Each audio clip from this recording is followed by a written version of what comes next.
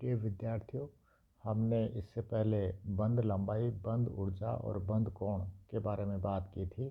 आज हम विस्थानीकृत बंध के बारे में बात करेंगे। विस्थानीकृत का मतलब होता है एक स्थान से दूसरे स्थान पर चले जाना और फिर उस दूसरे स्थान से वापस पहले स्थान पर आ जाना, तो इसको कहते हैं विस्थानीकरण। इसको समझने के लिए हम बेंजीन का उदाहरण ले सकते हैं। जैसे अपने इस डायग्राम में देखिए, बेंजीन में जो बंध दिखाए गए हैं वो एक जगह पर न होकर अलग अलग जगह पर दिखाए गए हैं। जैसे यहाँ पर उदाहरण के लिए देखिए, यहाँ पर द्विबंध की स्थिति इस प्रकार से है, तो हमने बंध की स्थिति को चेंज कर दिया, इस प्रकार से हो गई। तो इन संरचनाओं को कहते हैं केकुले संरचनाएं। अब इन तीन द्विबंधों को हम अलग प्रकार से भी दिखा सकते हैं। जैसे यहाँ पर देखिए, एक पैरा बॉन्ड है और दो ऑर्थो बॉन्ड है। हमने यहाँ पर स्थिति इसकी चेंज कर दी, तो इस प्रकार से हो गया और ये इस प्रकार से हो गया। तो इस तरह से देखिए, बेंजीन की कोई भी एक संरचना फिक्स नहीं है कि यह संरचना सही है। वास्तव में ये सारी संरचनाएं ही सही होती हैं। तो इस प्रकार से इस चीज़ को समझाने के लिए ही विस्थानीकृत बॉन्ड या विस्थानीकृत बंध का उपयोग किया जाता है। बेंजीन में विस्थानीकरण बंध को अणुकक्षक सिद्धांत से भी समझाया जा सकता है। जैसे देखिए, बेंजीन में प्रत्येक कार्बन परमाणु sp2 संकृत है। sp2 संकृत होने के कारण से प्रत्येक कार्बन पर एक एक pz कक्षक लंबवत अवस्था में असंकृत बचा रहता है। वह हर कार्बन पर है। इस प्रकार से 6 pz कक्षक हर कार्बन पर हैं। कुल मिला के 6 pz कक्षक हैं। अब ये जैसे किसी भी कार्बन को हम एक नंबर देते हैं, जैसे मान लीजिए ये एक नंबर है, 1 2 3 4 5 6, तो पहला और दूसरा के pz कक्षक का अतिव्यापन कर लेंगे। इसी तरह से तीसरा और चौथे के आपस में अतिव्यापन कर लेंगे। इसी तरह से पाँचवें और छठे के आपस में अतिव्यापन कर लेंगे और इस प्रकार से बंध का निर्माण हो जाएगा। जैसे मान लीजिए ये है, पहला दूसरा इन्होंने किया, फिर इन्होंने किया, फिर इन्होंने किया। इसी तरह से फिर स्थिति बदल दें तो यहाँ पर इनका अतिव्यापन हो गया, दूसरे तीसरे का, चौथे पाँचवें का हो गया और छठे और पहले का हो गया। इस प्रकार से ये स्थिति बनती है।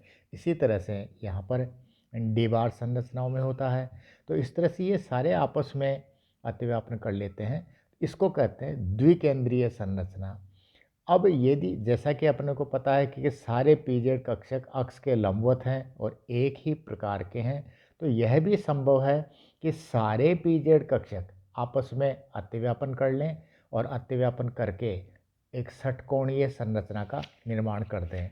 तो इस प्रकार से देखिए, ये संरचना यहाँ पर प्राप्त होती है। ये देखिए इस तरह से। तो ये अब हम ये मान लें कि ये जो पीजेड कक्षक है, इनके अक्ष जो ऊपर के तरफ अतिव्यापन किए हुए हैं वो इस प्रकार से ये रिंग से बना लेते हैं। तो नीचे के लोब हैं वो जो डॉट लाइन से जो दिखाए गए हैं वो इस प्रकार से बना लेते हैं। तो देखिए, सारे जो कार्बन परमाणु हैं, इन कार्बन परमाणु के ऊपरी और निचले तल में इलेक्ट्रॉन डेंसिटी है जो इन कार्बन परमाणुओं को ढके हुए है। तो इस प्रकार से इसको विस्थानीकरण कहा जाता है। तो इस स्थिति के कारण से ही बेंजीन में 3 द्विबंध है। इसके बावजूद भी यह एक स्थायी यौगिक है। क्यों? क्योंकि यह इलेक्ट्रॉन डेंसिटी जो ऊपर और नीचे से इसको ढके हुए है, ये किसी भी आक्रमण का इधर से प्रतिरोध करती है और इस कारण से ये स्थायी संरचना है। इसी विस्थानीकरण को समझाने के लिए यहाँ पर हमने संयुग्मन का एलिफेटिक यौगिकों का भी उदाहरण लिया है। उदाहरण के लिए जैसे देखिए 1,3 ब्यूटाडाइन है, double bond, single bond, double bond. अब double bond, single bond, double bond resonance के कारण से इस प्रकार की संरचना बना लेते हैं जिसमें कार्बन कार्बन के बीच में डबल बॉन्ड आ जाता है। और इधर से देखिए, मान लीजिए हम नंबरिंग करें 1 2 3 4, तो पहले दूसरे और तीसरे चौथे में सिंगल बॉन्ड आ गया। यहाँ धनावेश हो गया, यहाँ ऋणावेश हो गया। आवेश का यदि विपरीतीकरण कर दिया जाए तो इस प्रकार की संरचना बनती है। तो इसमें 1,3 ब्यूटाडाइन में देखिए 2 तरह की बंध लंबाई है। पहला देखिए डबल बॉन्ड है, ये सिंगल बॉन्ड की है, ये डबल बॉन्ड की है। तो डबल बॉन्ड की बंध लंबाई 1.34 और सिंगल बॉन्ड की बंध लंबाई 1.54 होनी चाहिए, जबकि 1,3 ब्यूटाडाइन में ऐसा नहीं है। यहाँ पर जो C1C2 की बंध लंबाई है वो 1.34 न होकर 1.37 है, बढ़ जाती है, और बढ़ने का मतलब एकल बंध की तरफ जा रही है। इसी तरह से यहाँ देखिए ये सिंगल बॉन्ड है, पर यहाँ पर देखिए डबल बॉन्ड भी आ रहा है, तो इसका मतलब ये हुआ कि ये इस कभी एकल बंध तो कभी द्विबंध, और इसीलिए न तो द्विबंध लंबाई रह पाती है और न एकल बंध लंबाई रह पाती है, और ये 1.48 हो जाती है, जो डबल बॉन्ड करैक्टर को भी बताती है। तो इसका देखिए यहाँ भी हर कार्बन किसी न किसी प्रकार से डबल बॉन्ड से जुड़ा हुआ है, और इसलिए PZ कक्षीय यहाँ पर स्थित है। इन्होंने आपस में अतिव्यापन करके इस प्रकार की संरचना बना ली। देखिए तो इसमें भी देखिए जैसा कि बेंजीन में हो रहा था उसी प्रकार की इलेक्ट्रॉन डेंसिटी इन कार्बन परमाणुओं को ऊपरी और निचले तल में ढके हुई है, और इसलिए ये भी स्थायी यौगिक है।